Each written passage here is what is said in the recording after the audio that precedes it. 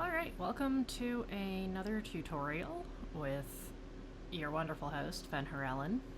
And this time we're going to talk about custom materials and also material swapping while we're at it, since they're somewhat closely related. Felis Interruptus may or may not be present on this video. Anyways, so mostly the first step, of course, is that you've probably followed my Blender to Creation Kit tutorial, and you know I have an object, in my case a jar, but you don't want to use, or the game doesn't have, a material file that suits your needs. So you have to make a custom one. But how do you do that? Well, the first step, of course, is to have files that are texture files. The set that you need will depend on the object that you're making. So, for instance, another object that I'm currently working on is to have a padded cushion of some kind. And so I have gone and found a free and open source texture that includes all of the layers that you need to make a material file for Starfield. And don't worry, we will cover this in detail in terms of how you get something that looks like this into Starfield. A lot of times these textures will be JPEGs, they could be PNG files, they could be TIFF. There is a tool in the Starfield files called the Asset Watcher. And what you can do with this is that you can tell it to watch a folder, and from there it will take whatever files that you put in that folder and convert them into the correct kind of texture file for Starfield, which is a DDS, a direct draw surface file. This could be really good, or it could be really bad, depending on how well it works. The key with this is going to be the naming scheme. So you can choose to use the Asset Watcher. A lot of modders do. I personally only use it when creating icons, which will be a separate video coming soon. And otherwise, I do this where I make my DDS files manually, because this way I know that the formatting is correct instead of trying to fix it after the fact. Asset Watcher is a great tool. I just don't use it for this purpose. Instead, I take my, in this case, JPEGs, and I drop them into a very useful painting program called Paint.net. Do not Google this name straight up, because the website that it will take you to is not the website for this program. The website that you want for Paint.net is getpaint.net. It's not a great website. It does the job. Download it. This is what the official website for this program looks like. If this is not what you see when you go to download it, do not download it. Feel free to message me and I will give you the link to the correct site. This program specifically is the one that I use because it handles DDS files natively. What this means is that I can take any JPEG, any PNG, any other format of file that Paint.net can open, which is a lot. And I can convert it to a DDS file. In this case, I can take all of these, I don't need the demonstration file, drop them in, and then save them as DDS files in the correct format. Now, there is also a difference in the naming scheme. For instance, here, in this case, because it's one that I downloaded, we have _roughness as the file name. But that is not the one that Starfield wants to use. Starfield wants _rough. If you need to check these, you can check them in the creation kit itself by looking at the material editor, which you don't even need to load starfield.esm to use.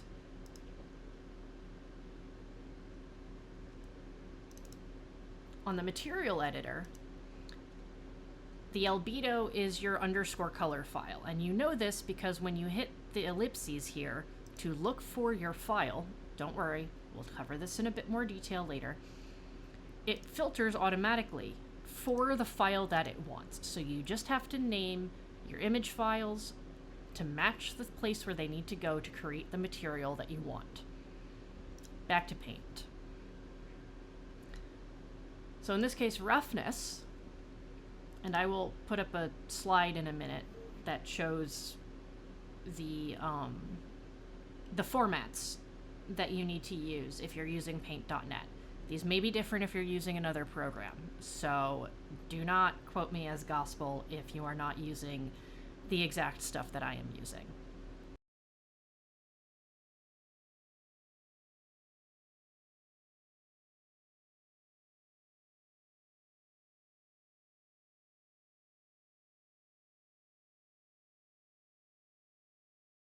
In this case, this needs to be a rough.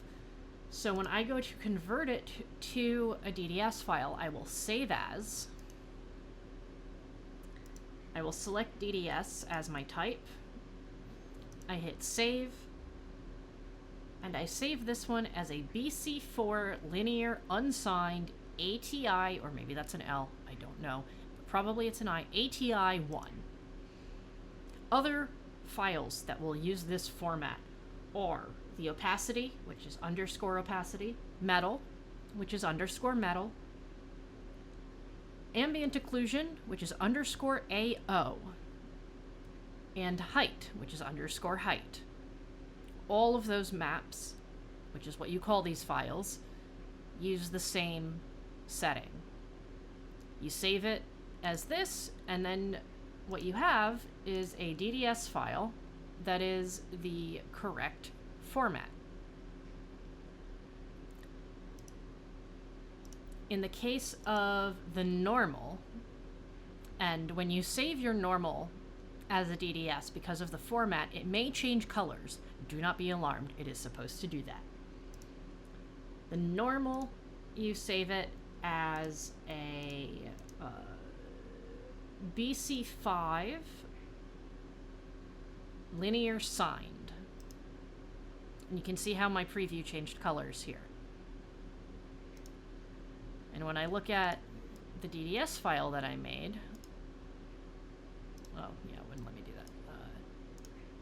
You can see that the colors are different because that is how that format interprets color data.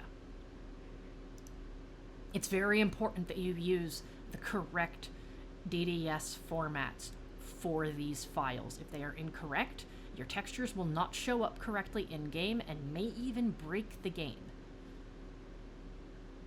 It's also important to note that your file sizes, I'm not sure how well you can see it at the bottom of my screen, but your sizes must be a power of 2. NifScope will yell at you about this if it's not, so that's easy enough to do on a resize though. Metalness determines which parts of your texture are shiny, like metal. In this case, anything which is black is not metal, and anything which is white is metal. You can also do shades in between for things that are slightly metallic, or for things that maybe have a brushed metal texture. Metal, like roughness, gets saved as a BC4 ATI1. Height, also saved as that. This doesn't really change much from a JPEG to a DDS. Your color is the other one that's super different. When you save your underscore color file as a DDS, you save it as a BC7 sRGB DX11+. You can see that nothing changes in the preview with regards to what my file looks like. And then you have an ambient occlusion. This can be really helpful for textures like textiles, like wood, things that have maybe a surface scattering kind of effect, or where you want to emphasize shadows and highlights a bit more. In this case, darker color is more occluding. Lighter color is a bit less, although that's a bit wobbly for this file. Once you have all of your DDS files saved, in this case here are the ones that I'm currently using for my project, you are now ready to make your materials in the creation kit. So you will open the creation kit, and under View, you will select Material Editor. Here, my recommendation is that you find a material that is closest to the one that you want to make. In this case, you would find a texture that is a textile, or a glass, or a metallic. Now, remember, like we had in, I think I mentioned it in ShipHabs, there is a setting that you will need to set in order to work with materials in the creation kit. Mine does not provide me with this error anymore because I have set it in the INI file already.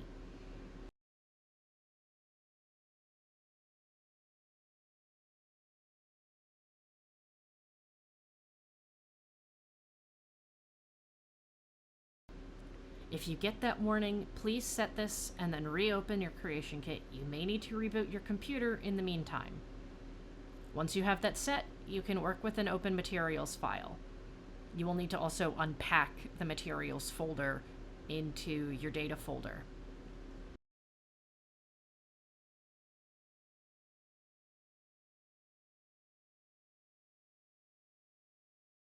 So that you have textures loose, so to speak, to play with.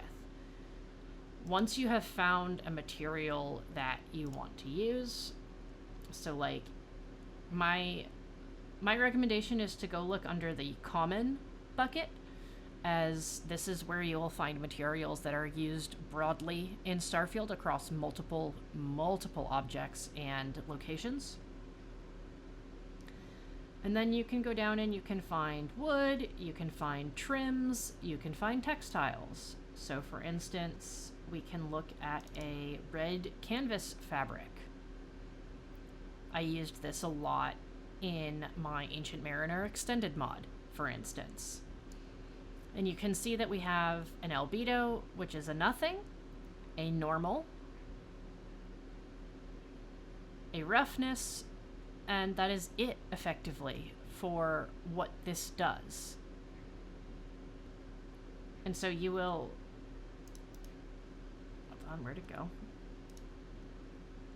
You can right-click on these, and you can clone them, and make a whole new one. The clone window will yell at you if you don't have the naming scheme correctly. Don't worry about the name it gives your object, your material. You can rename it later. If you already have a sense of what you're doing, you know what shader file you're using, you can go to create new material directly. Shaders are sort of the thing that tells you, like, tells the game how to treat your material. Let's see, I'll use this failed material that I'm not going to be using. There are a lot of shader models. Effects, emissives, these are great for lights. Glass is the one that you have to use if you're making a glass material. Standard one layer is typically the one that you're going to be using. It's very rare that you need more than that.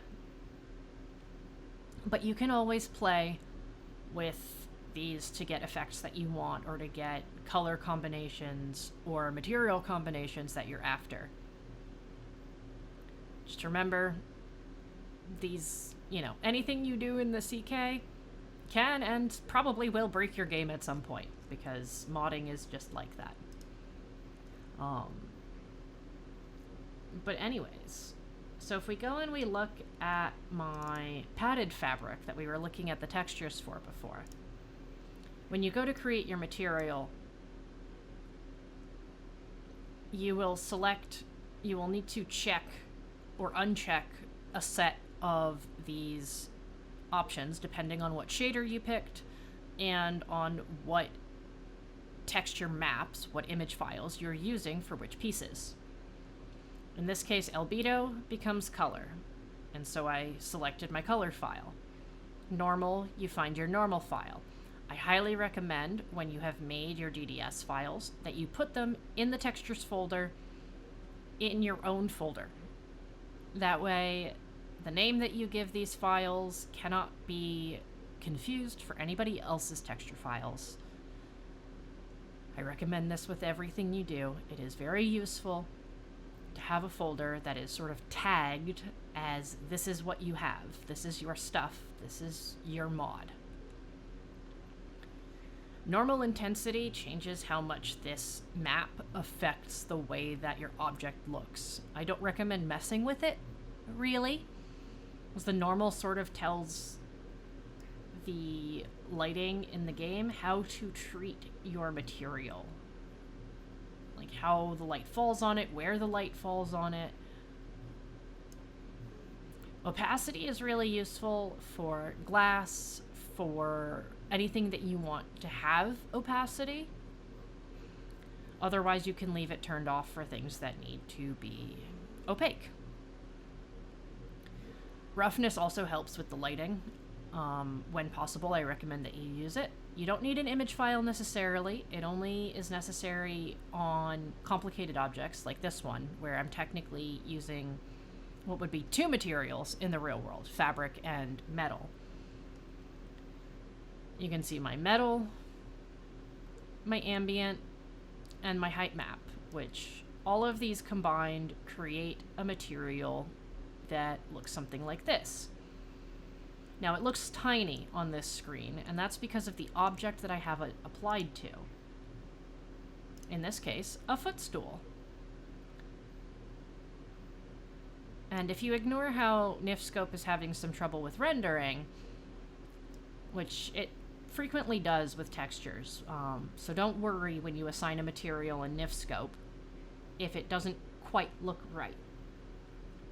Only worry if this persists into the creation kit or if this persists into the game. But you can see how the little buttons are kind of shiny and how there is an amount of texture that appears to be given to my object that isn't actually there. My object is a smooth curve on the top, but the material gives the impression of having more detail than it does. This is a wonderful way to add interesting details to objects that you create for Starfield. Now, when I first made this material, it looked much, much larger on my footstool. The diamonds were enormous. I think I only had like 4 or 5 diamonds in their entirety on the surface of this instead of the much smaller diamond shapes that I now have. And you can edit that under the UV stream section by playing around with the scale. And you save after you play with it, and then you can open it back up in NifScope or in the creation kit to see how that scaling affected your material. I'm going to show you guys a glass, because glass behaves a bit differently. You see, glass has a few more things around the top, which you can play around with. I will warn you that if you try to do too much too fast in the material editor, it's very likely to crash. This is an unfortunate truth. I'm running on 32 gigabytes of RAM, and it still happens to me. If you run on 64, you're probably less likely to see this issue, but you should be aware of it. The material editor gets really picky. Save after you make changes that you wanted to make. Make sure that you do not edit base game materials. I'll say that again. Do not edit base game materials. You should always either create a new material or clone a base game material if you want to use it, but in a different color. If you edit a base game material with your mod, it will be edited for every instance of that material across the entirety of Starfield, whether you wanted to do that or not. That said, as you can see with my glass here, my albedo isn't actually a file. I just went in and used the little square here to play with the color picker until I found the color that I wanted. The normal is a base game texture. It comes from, let me see if I can get it to show up correctly. It comes from the common bucket under glass. The opacity texture is one that I made myself, doing some shenanigans with filters and effects and other kinds of layer silliness until I got something that looked neat. And then I applied it as my opacity layer, and you can see kind of what that does here, where everything that is white is see-through. As you shade closer to black, it becomes more opaque. And so this has the benefit of creating an additional textural element to the glass. In this case, I wanted something kind of swirly looking. I'm still playing with the scale on it. The roughness is another common one. I didn't see a need to do something custom because glass is glass. So again, I played with it until I saw something on this cube that looked similar to how I wanted my glass to look. Frost, you can either, again, select a file, or you can use the slider to adjust how frosted the glass is. You can see, using the light here on the left or here at the bottom right corner of the cube, that there is a decent amount of frost on this glass. If I were to turn it all the way down, now the glass is very transparent. It's barely tinted at all. And if I turn it all the way up, the glass is almost completely solid.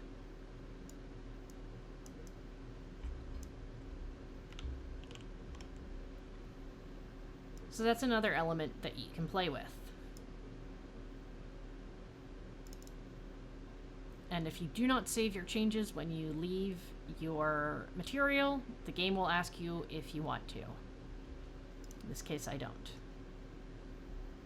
And here is some of the slowness that occurs. Sometimes this can take multiple minutes, and like I said before, occasionally it will crash your creation kit. Here's another glass. It's a bit more subtle. In this case, I found a roughness file that I thought looked really interesting, just to create some variety in the glass that I'm using. Again, it's slightly frosted. Not as frosted as the last one, but it is more opaque. And so these all combine to create a very different looking glass texture than the last one we looked at. Glass is really fun. You can do a lot of fun stuff with glass. As an example, again, the lamp that the blue glass is for, this is an early version of it. You can kind of see some of the swirling in the texture. I need to see how this looks in the creation kit to see if I want to keep it like this or not. But it provides an interesting point to the otherwise smooth surface. You have some visual interest. Once you have all of your stuff in your layer set the way you want, your scale is the way you want it, you go and you save your material. If you are editing a base game material, please use save as, rename it, do not save over the base game material. And that's how you make a material. And now your material is in whatever folder you are saving it in, and you can use it for your objects in the game.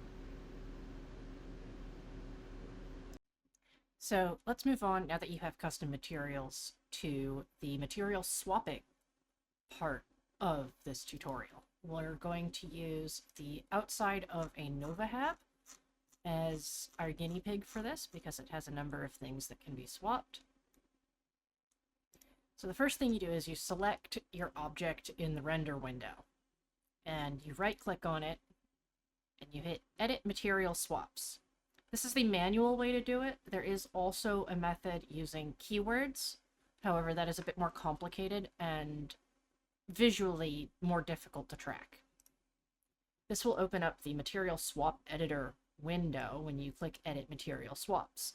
You'll have a small preview window showing the object in the mode in the creation kit where the light and the sky buttons are off.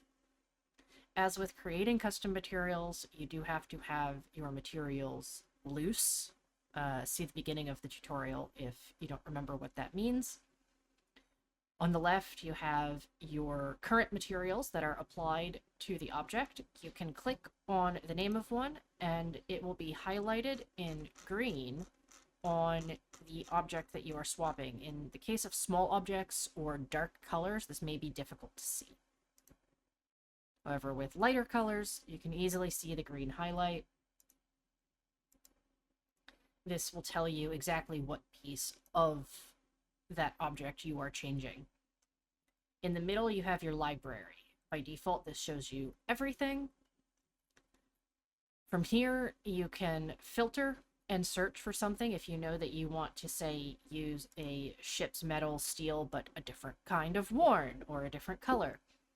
Or if you want to use something entirely. The reason these are material swaps and not just color swaps is because you can completely change how this object looks in the world by changing, say, this textile insulated padding to a metal or a glass or literally anything you want.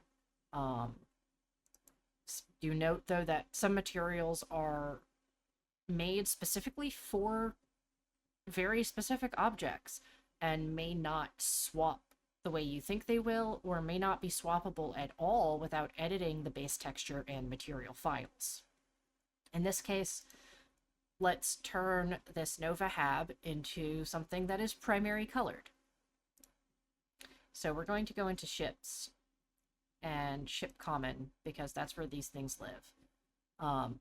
These folders, when you're dealing with ships, are where you want to pick from so that the materials that you pick are changeable color-wise in the ship builder inside the game.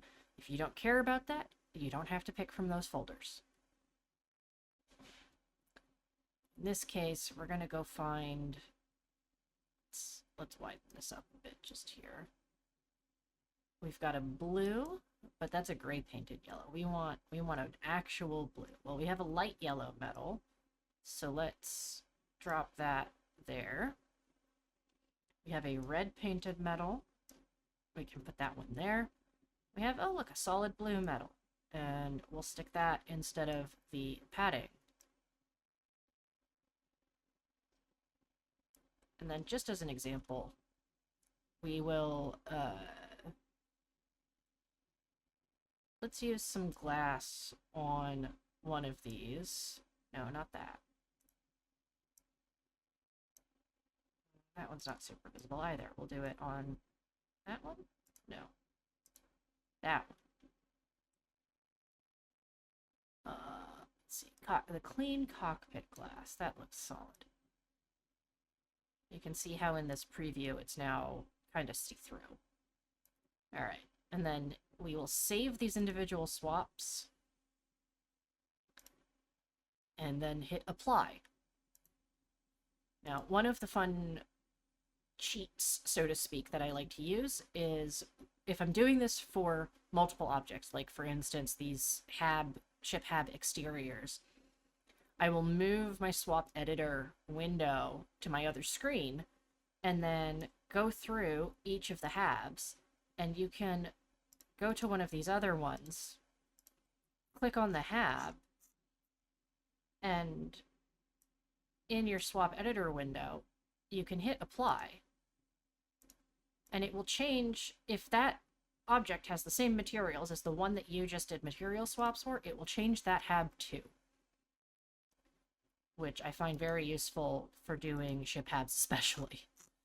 So now we look at our ship hab in our render window again. You can see that anything that I said was glass is now see-through. Probably looks really cool in the world. Blue things are blue, things that I said I wanted red are red, and same for the yellow. If you want to do this with keywords, you will need to create a swap collection by playing with the layered material swap forms themselves. And you can see a collection has keywords in it and says what is the collection. And you can select these forms to determine what material swaps will be applied to objects. So you do have to do this at least once, but you can add all of the relevant swaps to your keyword or your keyword collection. And then instead of going through the edit material swaps system here, you can instead edit the object and add in the keywords tab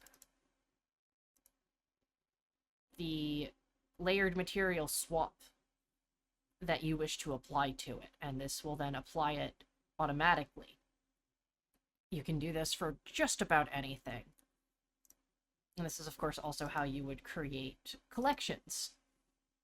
Another method to material swaps is when you want to create a new version of an object, and maybe you are using it in a way where applying material swaps like this doesn't stick, doesn't always work, so you need to create a new version of the object. In cases where, like for instance, these hatches, you don't want to, you can swap them on each thing, but say you want one like I did for the Kuzuryu habs, if I want to mark one as non-functional, so I can't just material swap it because I also made changes to how the object behaves. And so, let's see, this is the smod plug. You can find the form that represents the actual object that you want to play with. Smod plug.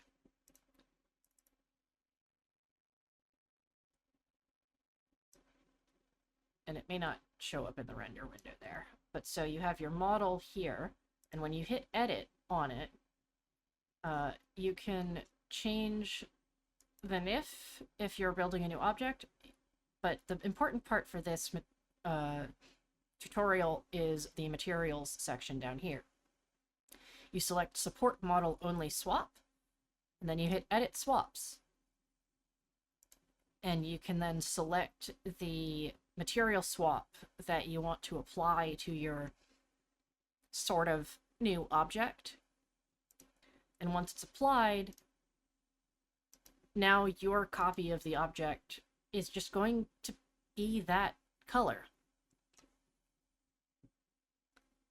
So that is some material swapping basics. As always, there is plenty more to discover and to find out about this. So hopefully this was helpful.